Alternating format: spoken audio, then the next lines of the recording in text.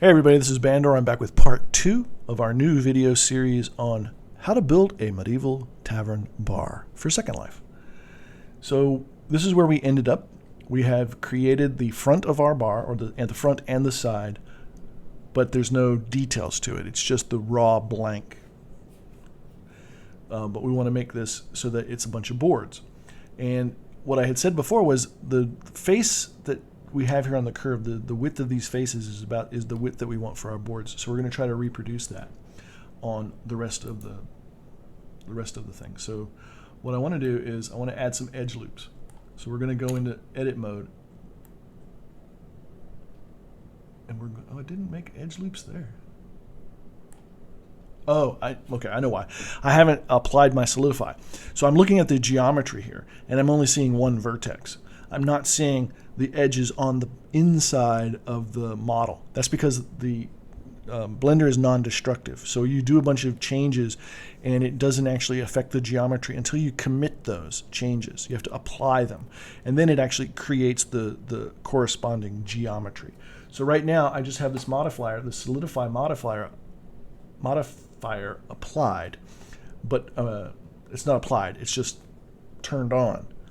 So you can see there's one vertex here. So I need to actually apply that. So let me do that. I'm going to pick the solidify modifier, click that, and do apply. Now when I go back into edit mode, you'll see there are edges and vertices on the inside as well, which is what we want. All right, so now I'm going to add some edge loops in here, and I want to add, I don't know how many. I'm just going to eyeball it, but I want them to be about the same width as this one here. And this is part of why I made sure that I had a face here that was perpendicular or parallel to this, so that I can emulate that, because it's the same space, right? So I want to go in here and I'm going to do an edge loop right here, and then I'm going to scroll the wheel up and then start adding numbers until I get it about, that looks about right. So I click twice, added it, and fortunately the one on the end seems okay to me. I'm not going to adjust it. If this had been too short or too wide, you could grab these vertices and then move them in or out as necessary. So let's do the same thing on the other side. Again, that was 3 to get to this side. Now I'm looking at the inside. I don't like that. I should have done it the other way, but okay. All right, so here's my face. Let's add some edge loops on this side. Gonna have to add a lot more.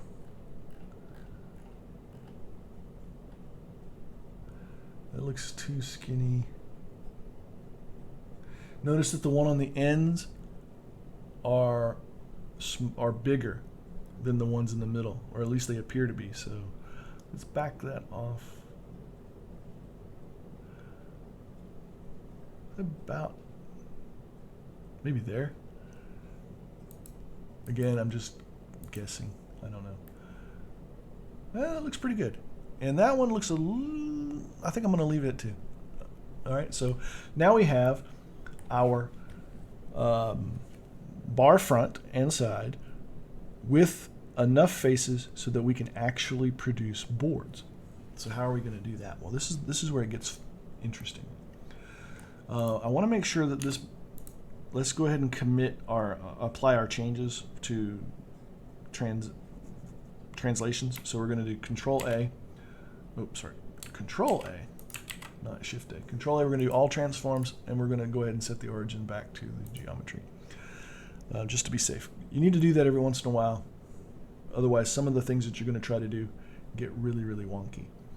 So if I were to bevel this now, it would bevel the outsides, but it's not going to give me bevels on the individual interior faces. So I'll show you. Let's go ahead, because remember this is non-destructive, so I can experiment.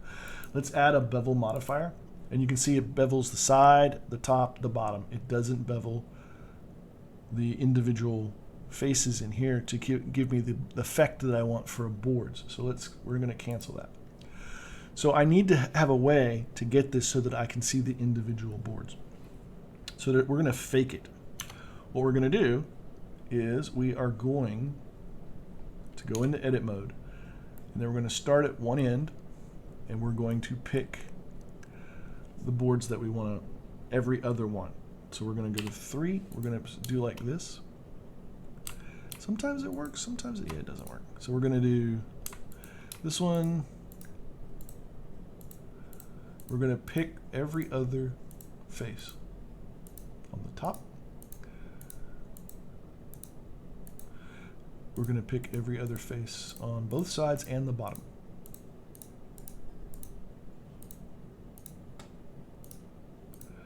And this takes a little bit of time, but it's not so, oops, not that one. It's not so bad. I tried doing it with like Alt and Shift so that I would just select the whole loop, but sometimes it works, sometimes it doesn't seem to work. It's probably me, not Blender. I'm probably not doing it quite right. Yeah, the ones in the middle are a little skinnier than these, but that's okay. If you want to be very precise, you can. But what I've learned is being that precise in a very imprecise medium like Second Life is a waste of time.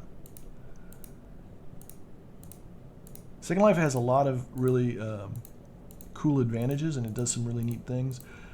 Precision and accuracy, reliability and stability are not its strong suits. But that's okay because we can take advantage of it. We don't have to be so rigorous as we would if we were doing a AAA game.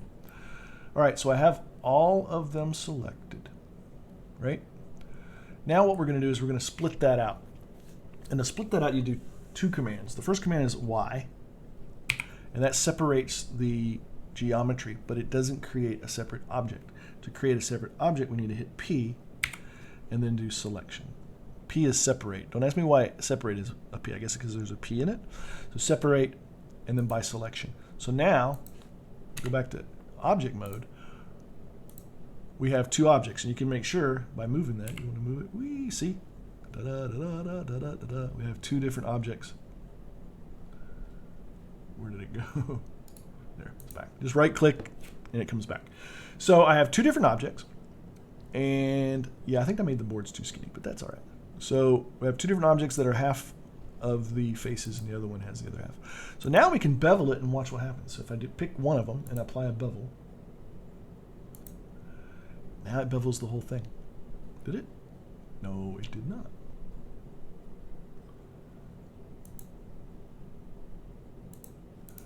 All right, let's hide one so we can see it better. Why is that picked? Huh? Oh, I think I missed that. That's why. When I was splitting things up, I left this face as part of the other one. Darn it. We can fix that. Yep. So I'm gonna do 3.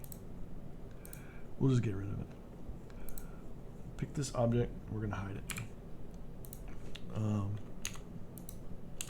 Now, oh, I know why. Because my face is, yeah, okay. So the reason it wouldn't bevel is because in order for it to bevel those individual columns, they need to be solid. And you can see they have holes in them. They have places where there's no faces. So it won't bevel those edges. It only bevels the edges at the top and the bottom. It won't bevel the ones in the middle. We have to fix that. So first of all, I'm going to get rid of this face because it was extraneous. Okay. Now we're going to take all of our pieces, and this is a tool that works really well, but it doesn't work perfectly. We're going to go to Mesh, Clean Up, and Fill Holes. Watch what happens. Some of them filled. Very often, you'll find it didn't get all of them. Did it get them all? Look at that.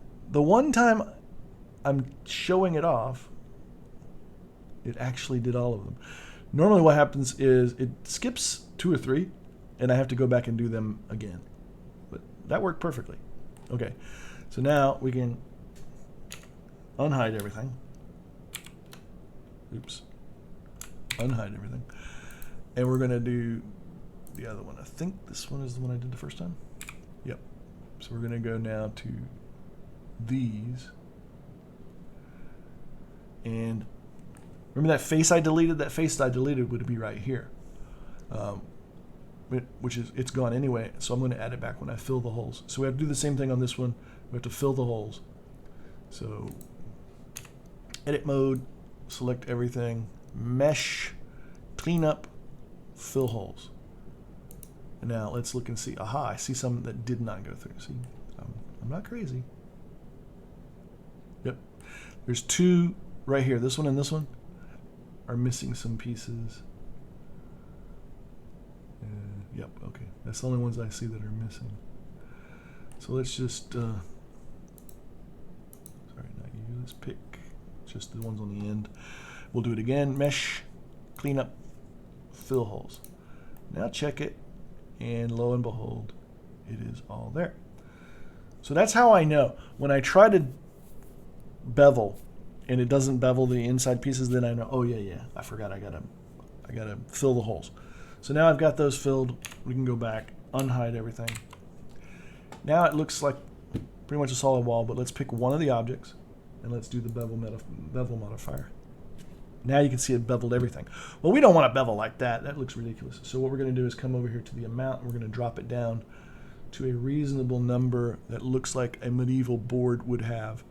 So 0.01 looks like that. That's pretty precise or pretty clean. Maybe that's a little too modern. So we want something a little rougher looking. Let's do a 2. 2 looks about good to me. So we're going to keep it at 0.02 and then just left click.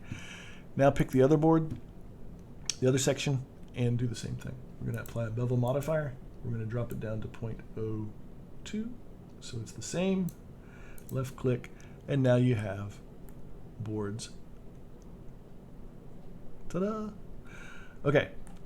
Now, we have to clean it up a little bit because this is something that I haven't tested it to see what kind of impact it actually has on Second Life, importing it. So I'm gonna tell you the technique. We're not gonna do the technique because I want to see what the output LI is when we're done.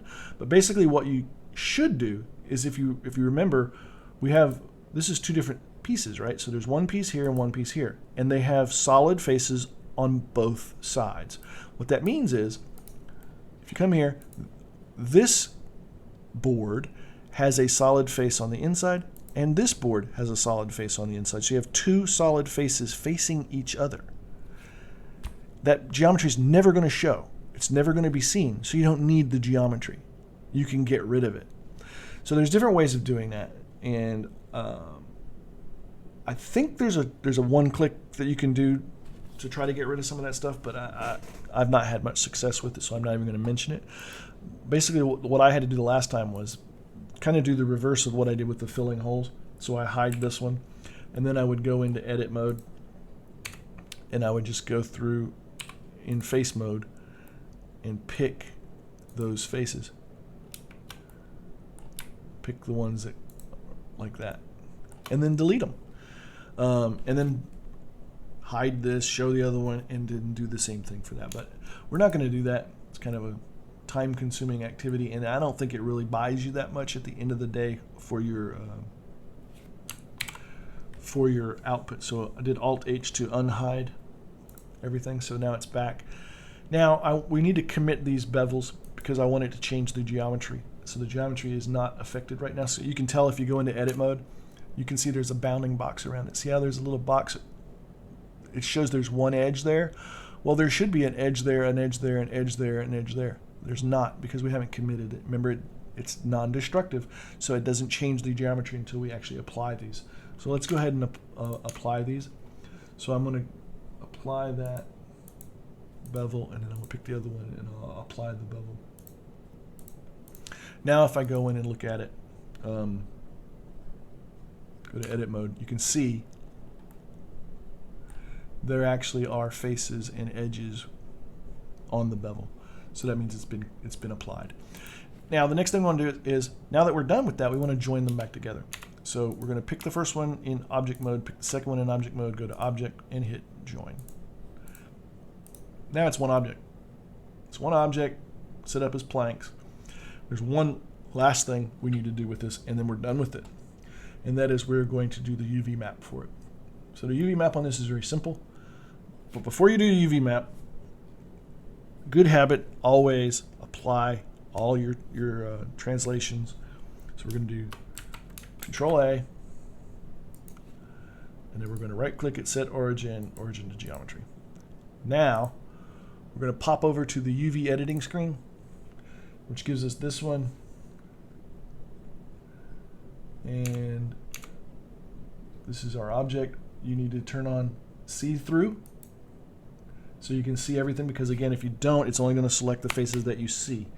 So we need to see through so we can see everything. Then we're going to select the entire object.